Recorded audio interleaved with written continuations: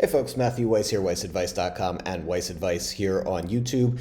I've seen the question floating around on the internet a little bit. Should you put your reverbs and delays on as inserts, meaning directly on the channel, or should you put them on as sends? So I thought I would answer that question. This is coming from a perspective of somebody who's been mixing for more than 20 years.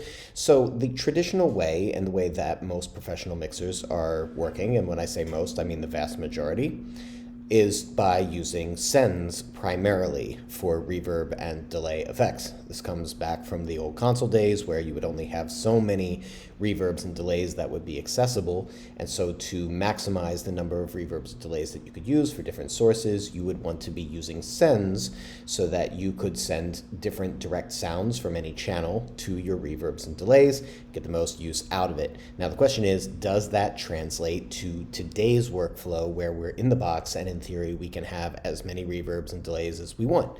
And I would say the answer to that is still yes. And again, if you ask 99% of high achieving mix engineers and recordists whether or not they're using their inserts as, or rather using the reverbs and delays as inserts or sends, they're going to say sends. So here is why.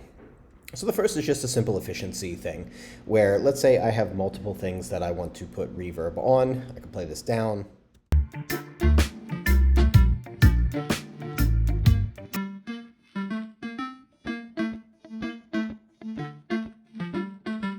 Let's say I want reverb, the same reverb on those two sounds. I could simply put them on both channels and have two reverbs going, or I could simply create a send and send the desired levels that I want, which is what I opted to do right here. So I've got my reverb and I've got it on full wet, and here we go.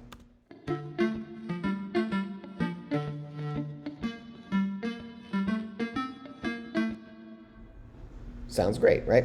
So obviously I could do this on both channels. I could have it one on the guitar and I could have one on that synth, and I could just use the wet dry knob, and sure, that's fine. The only thing is that, if I start doing this on every single sound, then I might start to run out my CPU. It takes a little bit longer to set up. So just as an efficiency thing, sends do have a certain advantage over inserts.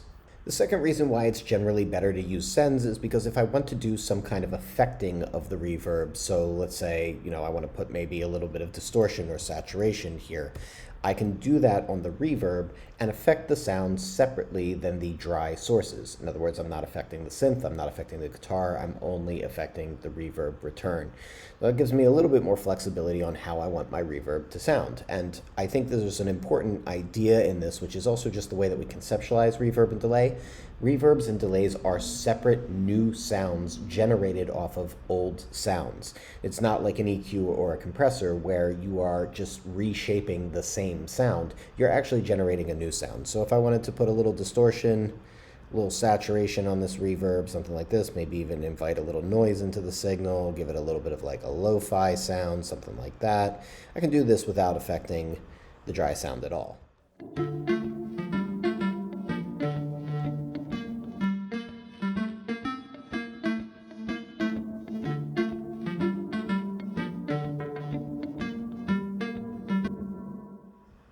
Kind of a neat effect, right?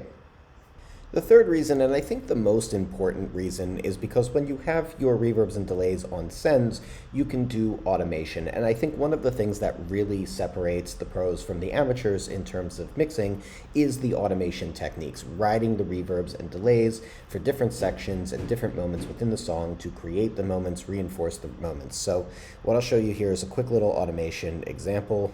I'll grab my delay and I'll put this into touch mode. And let's just play the section where I'm going to automate.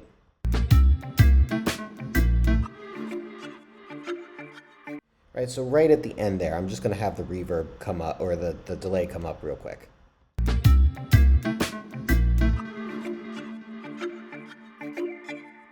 Right, so I just give it a little bit of extra tail, or if I really wanted to go crazy, I could do something like this.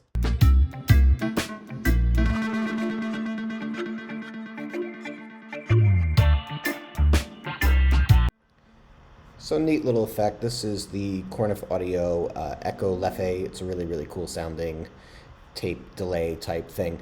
To do that and to coordinate that amongst multiple instruments would take forever, because I would have to be automating the wet to dry and then adjusting the level of the output and all sorts of stuff. Like, it would become an automation nightmare, whereas just doing it from a send is very efficient. And if I wanted to have that come from both elements, I could very easily just copy my send over, and now I've copied the automation, and it's very simply printed.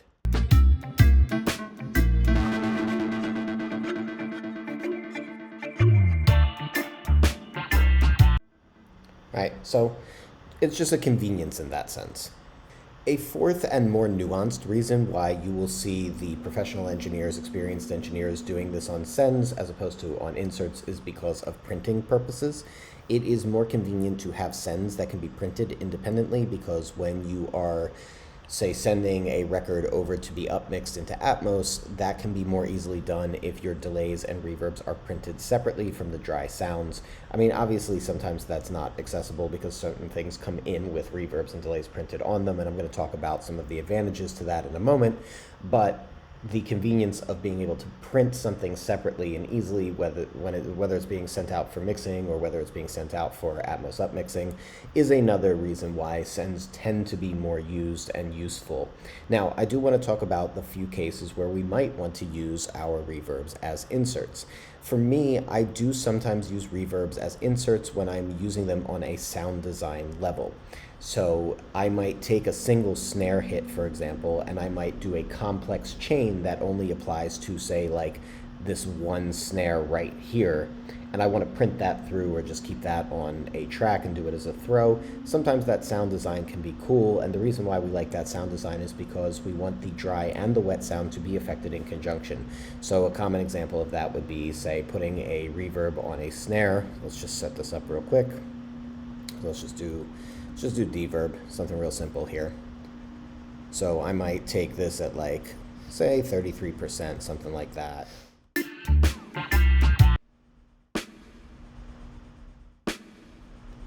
And then I might want to do some kind of like a hyper compression effect.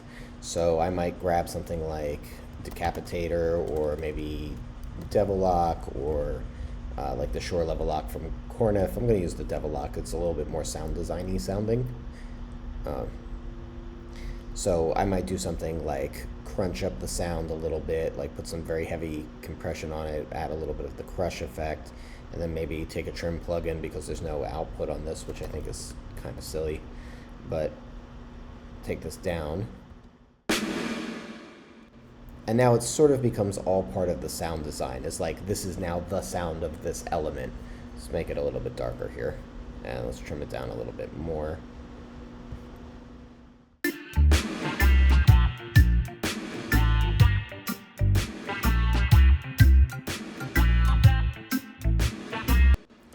And so this example is obviously kind of phoned in and crazy, like it doesn't really sound very good, but I can show you an example right here where this was done as an insert, this sound.